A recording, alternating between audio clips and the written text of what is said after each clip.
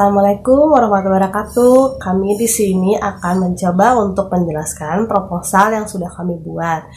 Proposal yang kami buat itu dengan judulnya Analisis Efektivitas Biaya Penggunaan Antibiotik Amoxicillin dan Cotrimoxazole pada pasien balita pneumonia rawat inap di Kota Bandung.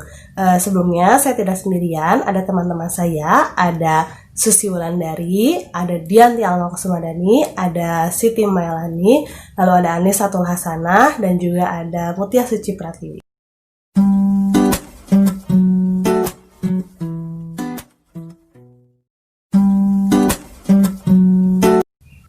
Pneumonia ialah suatu infeksi pada jaringan paru-paru, di mana kantung udara di paru-paru menjadi penuh dengan mikroorganisme, cairan, dan sel-sel inflamasi. Kemudian, paru-paru tidak dapat bekerja dengan baik.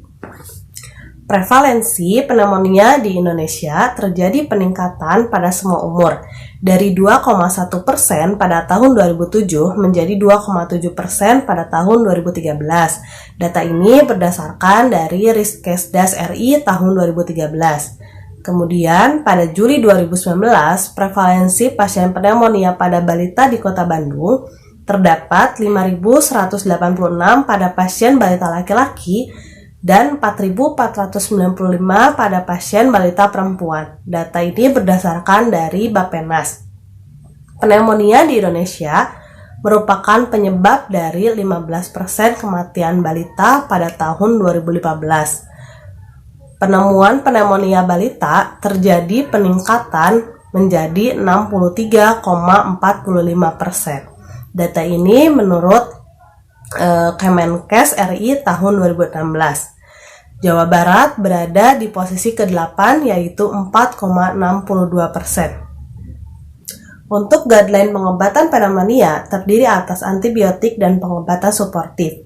Pemberian antibiotik pada penderita pneumonia sebaiknya berdasarkan data mikroorganisme dan hasil uji kepekaannya. Akan tetapi, karena beberapa alasan yaitu penyakit yang berat dapat mengancam jiwa, bakteri patogen yang berhasil diisolasi belum tentu sebagai penyebab pneumonia, dan hasil pembinaan bakteri memerlukan waktu. Maka pada penderita pneumonia dapat diberikan terapi secara empiris. Jadi, secara umum, pemilihan antibiotik berdasarkan bakteri penyebab pneumonia, contohnya, untuk penicillin resistant Streptococcus pneumonia atau PRSP, terdapat beta-lactam oral dosis tinggi untuk penderita pneumonia rawat jalan. Contohnya ada cefotaxime, ceftriaxone dosis tinggi. Pada proposal ini dipilih antibiotik cefotaxime karena pada kejadian tersebut, pasien pneumonia anak memerlukan perawatan yang lebih intensif dengan memberikan antibiotik cotrimoxazole sebagai obat pilihan pertama yang sesuai dengan buku penata laksanaan pneumonia, dan amoxicillin adalah obat pilihan kedua. Obat ini digunakan jika tidak ada persediaan cotrimoxazole atau obat pilihan pertama tidak memberikan hasil yang baik. Amoxicillin sendiri merupakan antibiotik golongan penisilin yang bersifat bakterisid dan bekerja dengan cara menghambat sintesis dinding sel. Obat ini berdifusi baik di jaringan dan cairan tubuh. Akan tetapi, penetrasi ke dalam cairan otak kurang baik kecuali jika selaput otak mengalami infeksi. Antibiotik ini digunakan untuk pengobatan pneumonia karena spektrum kerjanya yang luas. Data ini diambil dari buku Chai dan Raharja tahun 2007. Untuk cotrimoxazole merupakan kombinasi antara sulfamethoxazole dan trimethoprim.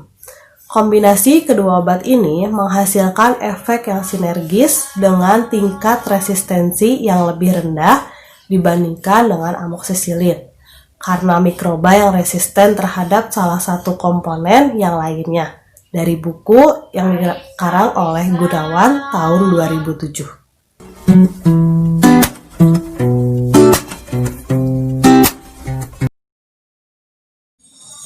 Rumusan masalah yang pertama, bagaimana pola penggunaan antibiotik amoxicillin dan cotrimoxazole pada pasien pediatri pneumonia di Kota Bandung. Lalu yang kedua, bagaimana efektivitas penggunaan antibiotik amoxicillin dan cotrimoxazole pada pasien pneumonia di Kota Bandung. Tujuan masalah yaitu tujuan penelitian ini adalah untuk mengetahui pengobatan yang paling cost efektif pada pasien balita rawat inap untuk terapi pengobatan pneumonia di salah satu RSUD Kota Bandung, yaitu antibiotik amoxicillin dan antibiotik cotrimoxazole. Rancangan penelitian ini adalah penelitian deskriptif dengan metode penggunaan metode cost efektivitas analis atau CEA dan pengambilan data secara retrospektif. Studi deskriptif merupakan pemaparan suatu peristiwa yang dilakukan secara sistematik fakta dan karakteristik objek dan subjek yang telah diteliti secara tepat. Pengambilan data dilakukan secara retrospektif menggunakan data sekunder.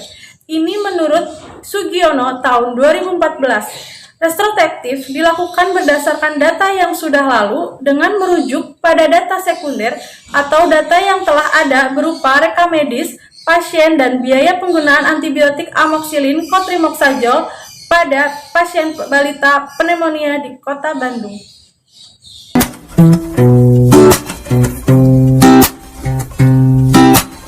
Populasi pada penelitian ini adalah data rekam medis pasien pneumonia di Kota Bandung pada periode tahun 2019. Untuk sampel yang diambil pada penelitian kali ini adalah data rekam medis pasien pneumonia rawat inap anak dan diberikan terapi antibiotik yang memenuhi kriteria inklusi dan eksklusi. Untuk teknik sampel yang digunakan adalah teknik purposive sampling dengan jumlah sampel 35 data rekam medis pasien rawat inap pneumonia periode Juni 2019. Untuk pola penggunaan obatnya, yang pertama pasien pediatrik pertama menerima resep antibiotika cotrimoxazole dengan dosis 2 kali 480 mg dalam sehari dengan 9 kali pemberian selama 5 hari rawat inap, LOS atau lama waktu perawatan pasien rawat inap atau length of stay. Yang kedua, pasien pediatrik kedua menerima peresepan antibiotika amoxicillin dengan dosis 2 kali 500 mg dalam sehari dengan 7 kali pemberian selama 4 hari rawat inap, LOS atau lama waktu perawatan pasien rawat inap atau length of stay. Jadi, total regimen antibiotik yang diterima masing-masing pasien adalah sebagai berikut. Yang pertama, cotrimoxazole dengan dosis 480 mg per tablet diberikan 2 kali 1 tablet dengan 9 kali pemberian. Diperoleh total penggunaan antibiotik yang diterima oleh pasien adalah 9 kali 1 dikali 480 mg per tablet sama dengan 4.320 mg atau setara dengan 4,32 gram. Yang kedua, amoxicillin dengan dosis 500 mg per tablet diberikan 2 kali 1 tablet dengan 7 kali pemberian. Diperoleh total penggunaan antibiotik yang diterima oleh pasien adalah 7 kali 1 dikali 500 mg per tablet, diperoleh hasil 3.500 mg atau setara dengan 3,5 gram.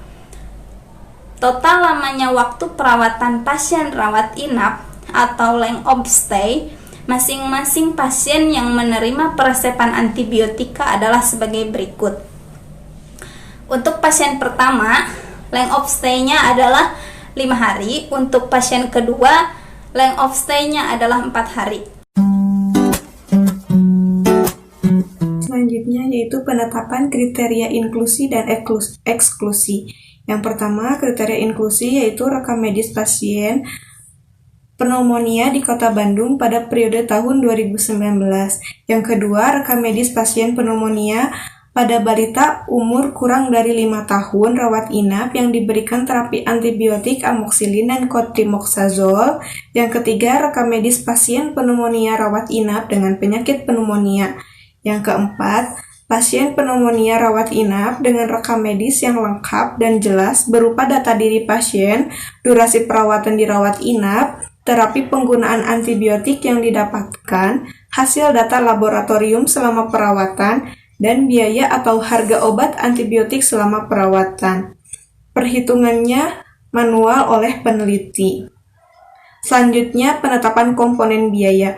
Penetapan komponen biaya pasien pneumonia melakukan pengobatan dari mulai perawatan, terapi obat, pemeriksaan laboratorium, dan segala hal pemeriksaan yang dilakukan selama perawatan tidak menggunakan biaya BPJS, melainkan biaya umum atau biaya pribadi. Selanjutnya yaitu kriteria eksklusi. Untuk kriteria eksklusi itu sendiri, yang pertama, rekam medis pasien pneumonia rawat inap dengan penyakit penyerta lainnya. Yang kedua, rekam medis pasien pneumonia rawat inap dengan penyakit komplikasi ketika masa rawat inap itu berlangsung. Untuk selanjutnya, yaitu rekam medis pasien pneumonia pada anak rawat inap yang keluar rumah sakit pulang paksa atau belum direkomendasikan oleh dokter untuk pulang. Yang selanjutnya yaitu rekam medis pasien pneumonia yang meninggal pada saat perawatan itu berlangsung.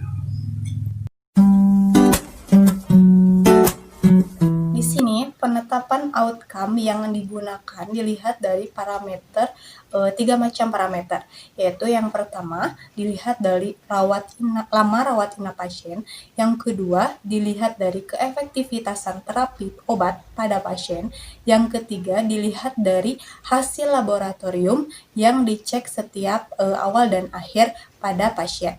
Nah, di sini lama rawat inap dilihat keefektivitasannya, yaitu semakin singkat lama rawat inap pasien, maka dikatakan itu semakin efektif dalam hal terapinya. Kemudian, pada hasil laboratorium dilihat dari meningkat atau tidaknya jumlah leukosit pada pasien sendiri.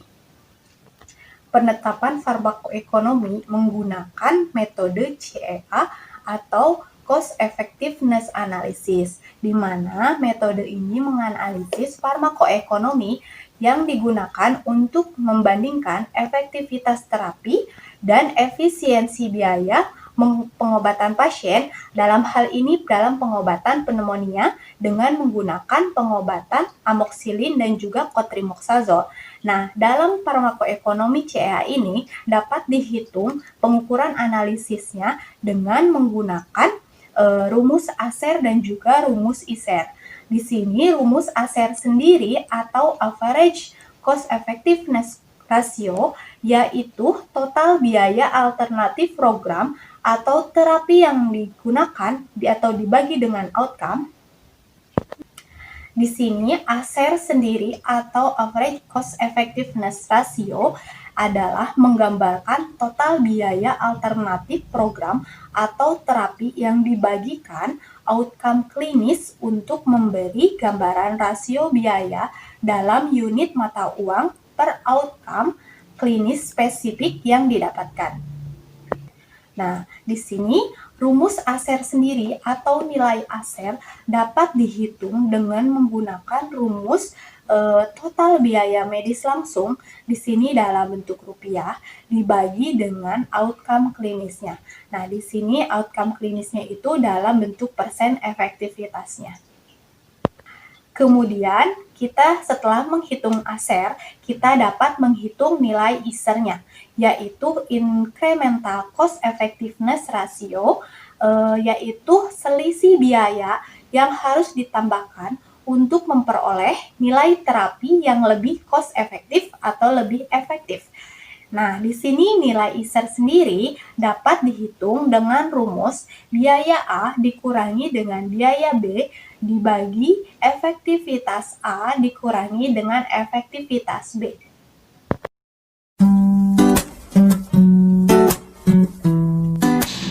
Penetapan analisis statistik. Yang pertama, ada uji normalitas. Data yang didapatkan diolah secara statistik dengan menguji normalitas dari data yang telah didapatkan. Tujuan dari uji normalitas adalah untuk mengetahui terdistribusi secara normal atau tidaknya data tersebut, dan dapat dikatakan normal jika memiliki nilai sigma lebih dari 0,05. Uji normalitas yang digunakan oleh peneliti adalah menggunakan metode Shapiro-Wilk. Dasar pemilihan metode uji normalitas ini adalah data yang didapatkan oleh peneliti kurang dari 50 sampel. Dengan jumlah sampel 35 data rekam medis pasien rawat inap pneumonia periode Juni 2019, sehingga metode yang cocok untuk melakukan uji normalitas adalah metode Shapiro-Wilk. Kedua, uji homogenitas. Setelah dilakukan uji normalitas, selanjutnya dilakukan uji homogenitas. Uji homogenitas bertujuan untuk memperlihatkan bahwa kelompok data sampel berasal dari populasi yang memiliki variasi yang sama dan dikatakan homogen jika memiliki nilai sigma lebih dari 0,05. Ketiga, uji t-test independen. Pada uji normalitas, apabila data yang dihasilkan terdistribusi normal, maka data tersebut merupakan data parametrik, sehingga data dipastikan terdistribusi normal. Maka efektivitas dapat dibuktikan dengan uji t-test independen atau uji beda atau uji perbandingan pada data kondisi klinis pasien pneumonia. Sekian pembahasan dari kelompok kami.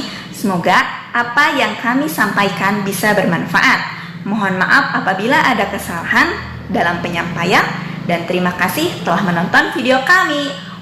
Wassalamualaikum warahmatullahi wabarakatuh.